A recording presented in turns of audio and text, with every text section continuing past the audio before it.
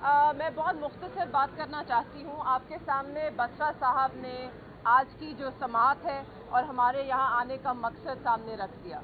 मैं सिर्फ इतना कहना चाहती हूँ कि हमें ये देखना, आप देख सकते हैं कि कितनी ख़वातीन यहाँ आपके सामने खड़ी हैं। पहली बार पाकिस्तान के जनरल इलेक्शंस में इतनी भारी तादाद में ख़वातीन ने इस जबर का सामना करते हुए जनरल इलेक्शन लड़ा और इतनी बड़ी तादाद में उन्हें असेंबलियों से जीतने के बावजूद बाहर रखा गया धांधले के तहत। आज हम बतौर ख़वातीन, पाकिस्तान की ख़वातीन के लिए भी इंसाफ मांगते हैं।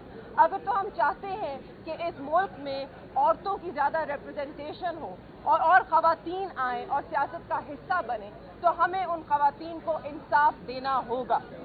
हमारी ये भी दरख्वास्त है कि जितने भी ट्राइब्यूनल्स तश्कील किए गए हैं लाहौर हाई कोर्ट के चीफ जस्टिस ने, वो अब अपने रूटीन में चले।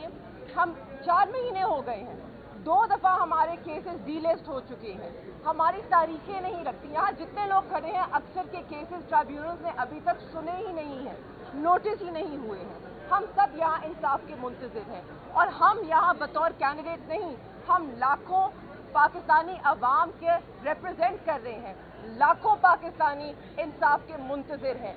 उनके मैंडेट पे, उनके वोट पर डाका डला है, उनका वोट चोरी किया गया है और मुस्तरद की गई है उनकी राय।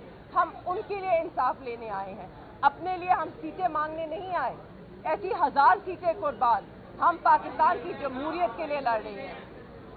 मैं सिर्फ आप सबसे इतनी दरख्वास्त करना चाहती हूँ कि हमारी इस आवाज़ को उजागर कीजिए, क्योंकि ये आवाज़ हमारी नहीं, ये पाकिस्तान की आवाम की आवाज़ है, ये पाकिस्तान की जमहूरियत की आवाज़ है। और अगर आज ये आवाज़ बंद हो गई तो जमहूरियत हमेशा हमेशा के लिए दफन हो जाएगी। शुक्रिया।